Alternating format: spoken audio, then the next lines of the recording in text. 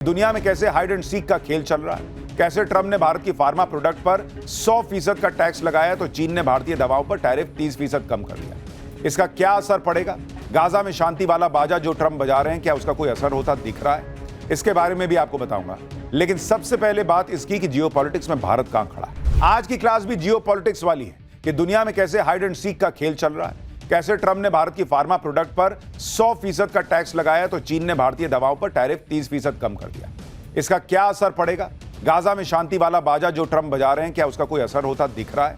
इसके बारे में भी आपको बताऊंगा। लेकिन सबसे पहले बात इसकी कि जियोपॉलिटिक्स में भारत कहां खड़ा है।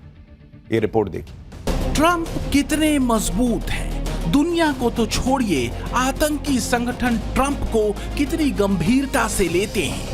ट्रंप ग्रेट बनने के फेर में कितने और हवाई दावे करते हैं। इस पर अब दुनिया के चौक चौराहों पर लोग बाजियां लगा रहे हैं। लोग तो यहां तक कहते हैं कि किसी अमेरिकी प्रेसिडेंट का ऐसा मखौल इतिहास में पहली बार बना है। अगर यही मेक अमेरिका ग्रेट अगेन है तो पुराना वाला अमेरिका ही सही था।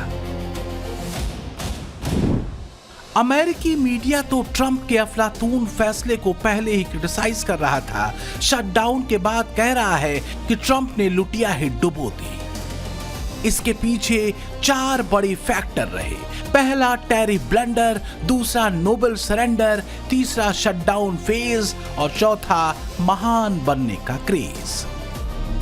तो ट्रंप के बनाए ग्रेट अमेरिका का हाल कुछ ऐसा है कि अमेरिका में इमरजेंसी लगी हुई है, शटडाउन जारी है। इससे सबसे ज्यादा सरकारी कर्मचारी और ठेकेदार प्रभावित हो रहे हैं। सरकारी दफ्तरों में कामकाज ठप है। इस बार तो राष्ट्रपति डोनाल्ड ट्रंप नौकरियों में छटनी तक की चेतावनी दे रहे हैं।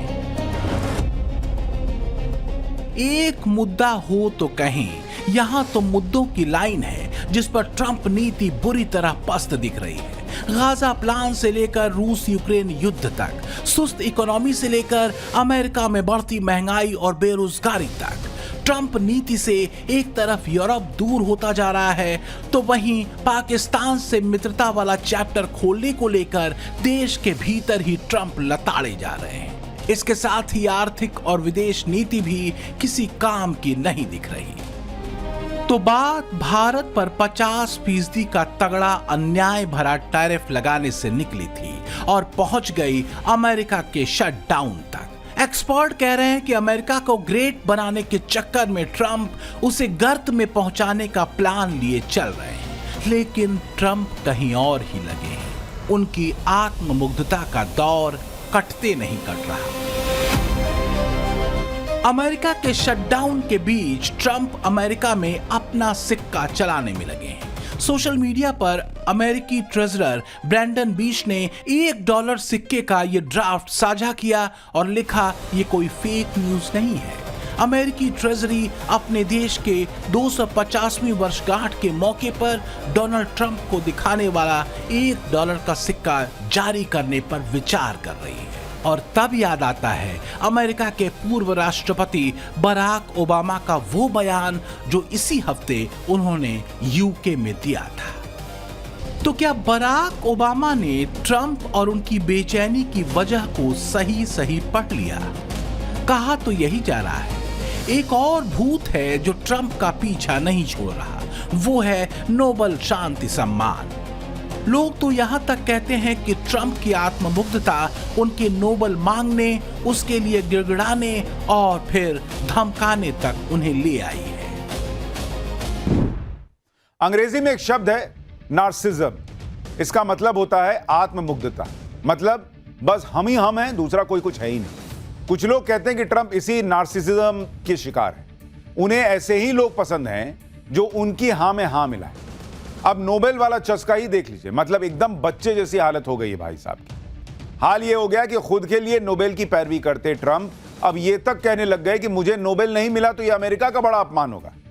मतलब हाल ये है कि अमेरिकी भी मुंह दबा के हंस रहे हैं भाई कि क्या ही हीरा चुन लिया हमने इस बार। सम्मान भी छीन लेगा बंदा, लेकिन ट्रंप को कोई फर्क ही नहीं पड़ता। दुनिया के सामने 2 बड़ी तस्वीरें हैं, एक ट्रंप और उनकी पॉलिसी की, दूसरी मोदी और उनकी नीति।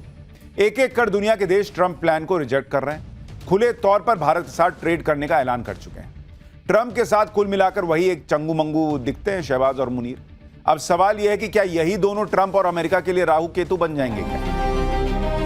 आत्ममुग्ध इंसान को चूना लगाना आसान होता है, ये बात दो पाकिस्तानी ठग भी बखूबी जानते हैं। ट्रंप एंड फैमिली को रेत से तेल निकालने और क्रिप्टो वाला फैमिली पैकेज देकर शहबाज और मुनीर ने नोबल वाली चाशनी भी खूब पिलाई है ट्रंप को। ट्रंप ने गाजा में शांति बहाली को लेकर हमास को अल्टीमेटम दिया है। सबसे बड़ा सवाल यह है कि क्या हमास ट्रंप की 20 शर्तों पर राजी होगा? भारत और पीएम मोदी शुरू से ही गाजा में शांति बहाली के पक्षधर रहे हैं। यही वजह है कि जब पिछले दिनों ट्रंप ने इजराइल के प्रधानमंत्री बेंजामिन नेतन्याहू से मुलाकात कर हमास को अल्टीमेटम दिया और शांति बहाली की दिशा में कदम बढ़ाए, तो पीएम मोदी ने इसका स्वागत किया। गाजा में इजराइल हमास के आतंकियों की सफाई के लिए फिर से तैयार है। हमास के आतंक के खिलाफ इस जंग के 726 दिन बीत चुके हैं। अब भी हमास के कब्जे में 48 बंधक बताए जाते हैं, इसमें से सिर्फ 20 के ही जीवित होने की संभावना है। वैसे इजरायली पीएम बेंजामिन नेतन्याहू ने बता ही दिया था कि अगर हमास दिए गए अल्टीमेटम से हटा तो क्या होगा। खबर ये आ रही है कि हमास ट्रंप नेतन्याहू के 20 सूत्रीय शर्तों को मानने को तैयार हो गया है। इसमें जो प्रमुख हैं वो हैं 72 घंटे के भीतर सभी बंधकों को रिहा करना, फौरन हमलों को रोकना, गाजा में बहुराष्ट्रीय फोर्स की तैनाती और हमास आतंकियों का हथियार छोड़ना। तो इधर गाजा शांति को लेकर हमास के सामने रखी गई मोटी मोटी शर्तें सामने आईं, तो उधर पाकिस्तान ने गाजा शांति प्लान पर पलटी मार दी। उसने पलटकर ट्रंप को ही झूठा बता दिया।